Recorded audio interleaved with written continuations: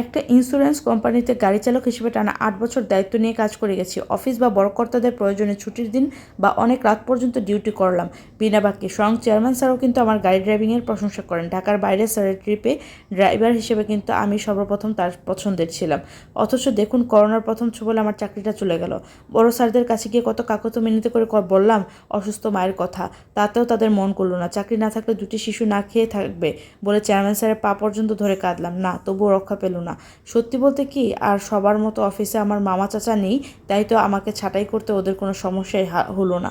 ছাঁটাই হওয়ার সময় অফিস থেকে পাওয়া 20,000 টাকা ছিল আমার শেষ সম্বল। বাড্ডার 2 রুমের একটি ছোট্ট বাসায় ভাড়া, অসুস্থ মায়ের ওষুধ খরচ, 4 আর 1.5 বছরের 2টো মেয়ে, ভালো মতো খাওয়াতে বেতনের টাকাতেই হিমশিম খেতে হয়। তবে তখন আমার স্ত্রী কীভাবে যেন ম্যানেজ করতো। তাই তো চাকরি চলে যাওয়ার পর মাথায় বজ্রপাত, না খেয়ে থাকতে হবে এটা নিশ্চিত। আজ 16 বছর ধরে আমি গাড়ি চালাই। প্রথম 8 বছর বাসা বাড়ির গাড়ির ড্রাইভার, প্রাইভেট গাড়ির ড্রাইভার ছিলাম। গত 8 বছর ধরে কোম্পানির। তাই তো ড্রাইভিং ছাড়া অন্য কোনো কাজ আর শেখা হয়ে ওঠেনি। কত পরিচিত ড্রাইভার আমার সাহেবদের সাথে যোগাযোগ করলাম, এমনকি অর্ধেক বেতনেও কেউ ড্রাইভিংয়ের চাকরির ব্যবস্থা করতে পারিনি। এরই মধ্যে 3-4 জায়গায় চাকরির জন্য ইন্টারভিউ দিলাম, এমনকি ড্রাইভিং টেস্টও দিয়েছি। ইংরেজি ভালো জানি না, তারপর সাহস করে এক আন্তর্জাতিক সাহায্য সংস্থায় ড্রাইভিংয়ের চাকরির একটি পরীক্ষা দিলাম।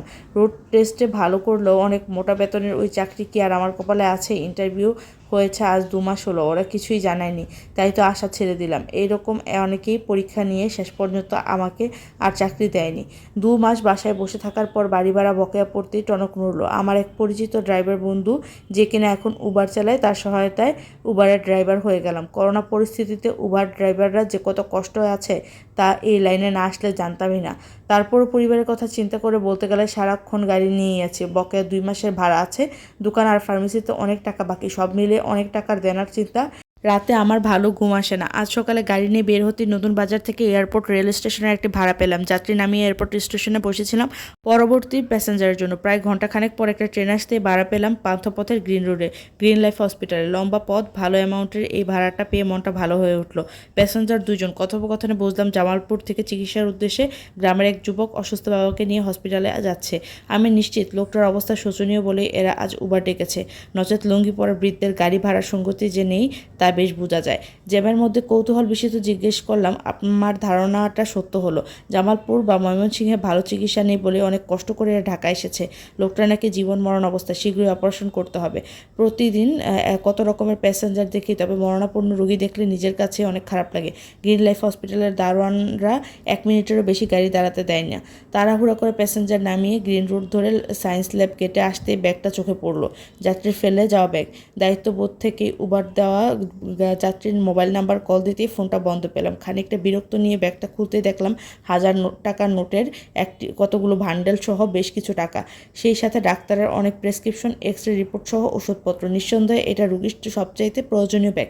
বিশ্বাস করুন, এতগুলো টাকা একসাথে দেখে অভাবে থাকা আমি কিন্তু একটুও লোভ করিনি। বরঞ্চ বছর 2 আগে আমার মৃত বাবার মুখখানা বেশি উঠল।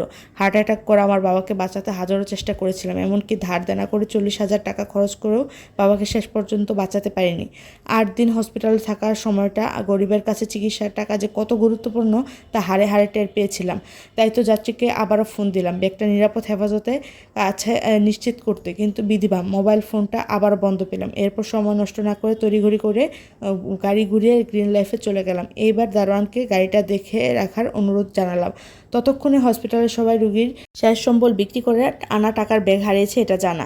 আমি ব্যাগটা নিয়ে দৌড়ে হসপিটাল ঢুকতেই দেখি একটা জটলা। ভিড় ঠেলে ঢুকতে দেখে অসুস্থ বৃদ্ধ লোকটা মাথায় হাত দিয়ে মাটিতে বসে আছে, আর পাশে থাকা যুবকটিকে দিয়ে যাচ্ছে। হঠাৎ করে আমার হাতে ব্যাগটা দেখে যুবকটি লাফিয়ে এসে ব্যাগটা বুকের মধ্যে নিয়ে নিল।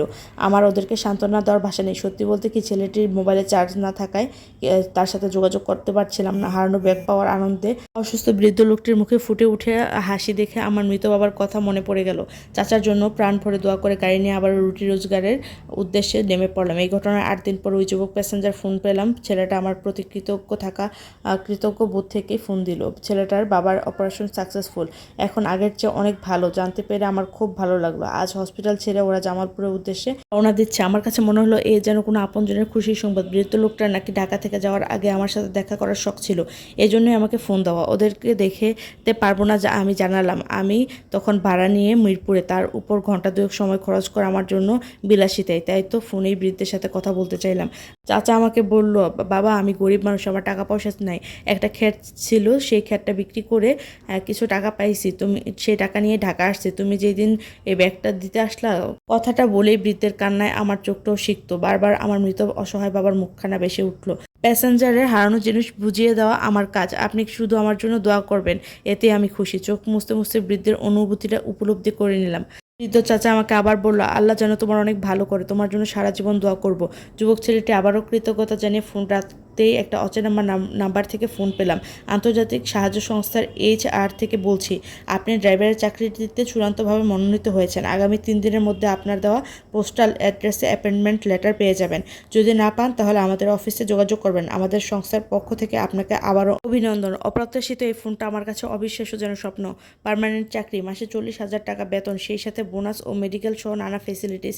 এজন্য গরিব ড্রাইভারের মুখলেসের হঠাৎ করেই ভাগ্য পরিবর্তন।